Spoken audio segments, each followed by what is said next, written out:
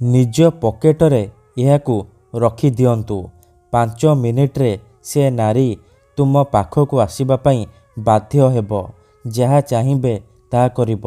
हाँ फ्रेंड्स, जदि आपण निज पसंदर झियो बा पड़िशा घर भाउजको मने मने भल पाउचंती, तार सुंदरता को देखी ता आड़कू आकर्षित हेउचंती, किंतु जेते चेष्टा कले मध्य ताकू पटेई पारुनाहांती, ताकू निजर मन कथा कहिबाकू डरुचंती, आउ आपण चाहुचंती कि सी झियो हेउ बा विवाहिता भाउज निजे आसी आपणकर सबु इच्छा पूरण करू, आपणक प्रेमरे दीवानी हेई जाऊ, तेबे आजिर एही भिडियोटी आपणकर इच्छा को पूरण करिब। केवल आपणकू निज पकेटरे एहाकू रखिबार अछि। 5 मिनिट्रे से झियो हेउ बा विवाहिता नारी आपणकर बसरे हेई जिवो, आपणक आड़कू आकर्षित हेबाकू लागिब। एही वशीकरण को प्रयोग करी हजार हजार लोक माने लाभवान होइचंती। निज पसंदर सुंदरी झियो को मुहूर्तक भितरे पटेई पारिचंती। तेणु आपण भी मात्र गोटिए थर निज पकेटरे एहाकू रखिकी देखंतु।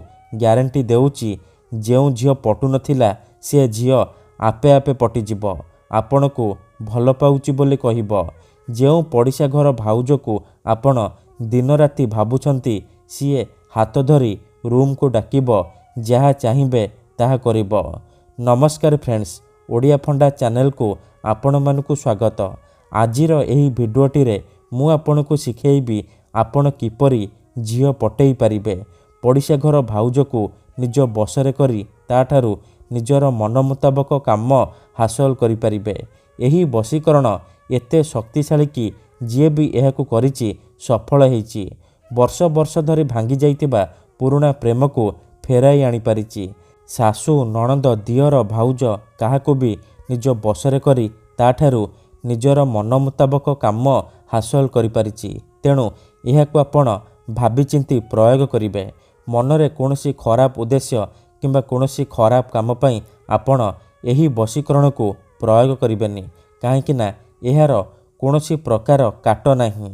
मात्र थरे जेउ झियो बा विवाहिता महिला उपरे आपण एही वशीकरण को मात्र गोटिए थर प्रयोग करिदेबे, सीए सेही समय ठारू आपणकर गुलामी करिब, आपणकर इशारा रे नाचिब, आपण ताकू जहाँ कहिबे सी करिब, कोनोसी प्रकार बाधा देब नाही। केवल आपणकू निज पकेटरे एहाकू रखिबार अछि, तापर देखिबे चमत्कार। हाँ फ्रेंड्स, केते थर एमिति हेइथाय कि आपण जेउ झियो को भल पाउचंती सी आपणकू भल पाएनी, अन्य काहाकू भल पाए, आउ आपण ता पछरे गोड़ेई गोड़ेई निजर सबु समय सारी दियंती, किंतु से झियो को पटेई पारंतिनी। जदि आपण भी एहीपरि परिस्थिति रे पड़िछंती, जेते चेष्टा कले मध्य से झियो को पटेई पारुनाहांती, तेबे मात्र थरे मो कथा मानी निज पकेटरे एहाकू रखंतु। ग्यारंटी देउची, से झियो पागेली परी तुमको भल पाइबाकू लागिब।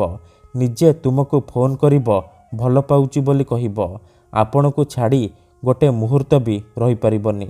एही वशीकरण साहाय्य आपण पड़िशा घर भाउज को पटेई पारिबे, ताठारू निजर मन मुताबक काम हासिल करि पारिबे। ठीक अछि, तेबे एही वशीकरण विधि को आपण किपरि करिबे, केमिति करिबे, एहार प्रयोग विधि कौन मु आपणकू शिखेइबी। संपूर्ण प्रयोग विधि ठीक भाबरे शिखेइबी। जानिबा पई मोर आपण मानकू अनुरोध कि आपण वीडियोटी को मूलर शेष पर्यंत पूरा ध्यान सहित देखिबे, तेबे जाय कि आपण संपूर्ण प्रयोग विधि जानि पारिबे। अधारू छाड़िकी पळेइले किंबा काटी काटी देखिले आपण किछि भी बुझी पारिबेनी। परे आपण कहिबे, गुरुजी आपणकर वशीकरण काम करूनी। देखंतु, वशीकरण वीडियो देखिबा पूर्वरु गोटिए छोटिया कथा मने रखंतु। वशीकरण एमिति सेमिति काम करेनी। मनरे संपूर्ण विश्वास, निष्ठा आउ एकाग्रतार सहित आपणकू एही वशीकरण करिबाकू पड़िबो। तेबे जाई मु आपणकू ग्यारंटी देउची, आपण जेउ झियो बा महिला को पटेइबाकू चाहुचंती, ताकू अति सहजरे निज बसरे करि पारिबे, ताकू पटेई पारिबे। ठीक अछि, तेबे मने रखंतु, एही वशीकरण को आपण केउ भी बाररे करि पारिबे, किंतु जेबे भी करिबे सूर्य अस्त परे राति समय करिबे। ଠିକ୍ ଅଛି। ଏହି ବଶୀକରଣ କରିବା ପାଇଁ ଆପଣଙ୍କୁ କିଛି ସାମଗ୍ରୀ ଦରକାର। ଖଣ୍ଡିଏ କଳା କପଡ଼ା, 5ଟି କଳା ଗୋଲମରିଚ, ଖଣ୍ଡେ ସାଧା କାଗଜ ଆଉ କଳା ରଙ୍ଗର କଲମ। ଏତିକି ଜିନିଷ ଆଣିସାରିବା ପରେ ଆପଣ କ'ଣ କରିବେ, କୌଣସି ଏକ ଜାଗାରେ ଚୁପଚାପ ବସି ପଡ଼ିବେ, ଯେଉଁଠାରେ ଆପଣଙ୍କୁ କେହି ଦେଖିବେନି କିମ୍ବା ଅଧାରୁ ଡାକିବେନି। ପ୍ରଥମେ ଆପଣ କ'ଣ କରିବେ, ଯେଉଁ କଳା କପଡ଼ା ଆଣିଛନ୍ତି ସେ କଳା କପଡ଼ାକୁ ନିଜର ସାମ୍ନାରେ ରଖିବେ। ତାପରେ ଯେଉଁ 5ଟି କଳା ଗୋଲମରିଚ ଆଣିଛନ୍ତି ସେ 5ଟି କଳା ମରିଚକୁ ଡାହାଣ ହାତରେ ମୁଠେଇକି ଧରିବେ ଆଉ ଆଖି ବନ୍ଦ କରିକି ସେଇ ଝିଅ ବା ମହିଳାକୁ ମନେ ମନେ ଭାବିବେ। ତାର ମୁହଁକୁ ନିଜ ମନରେ ଭାବିବେ। ତାପରେ 5 ଥର ତାର ନାମ କହିବେ। ତାପରେ ମୁଠା ଖୋଲିବେ ଆଉ ସେ ମରିଚରେ ଗୋଟିଏ ଥର ଫୁଙ୍କିଦେବେ। ଏତିକି କରିସାରିବା ପରେ ସେ 5ଟି ମରିଚକୁ କଳା କପଡ଼ା ଉପରେ ରଖିଦେବେ। ତାପରେ ଯେଉଁ କାଗଜ ଆଣିଛନ୍ତି ସେ କାଗଜରେ କଳା କଲମର ସାହାଯ୍ୟରେ ଗୋଟିଏ ମନ୍ତ୍ର ଲେଖିବେ। ମନ୍ତ୍ରଟି ଏହିପରି, ଓମ୍ କାମିଚ୍ଛାମୟୀ ଆମୁକଂ ସର୍ବମୋହି କରତି କରତି। ଆମୁକଂ ଜାଗାରେ ଆପଣ ସେଇ ଝିଅ ବା ମହିଳାର ନାମ ଲେଖିବେ ଯାହାକୁ ଆପଣ ନିଜ ବଶରେ କରିବାକୁ ଚାହୁଁଛନ୍ତି।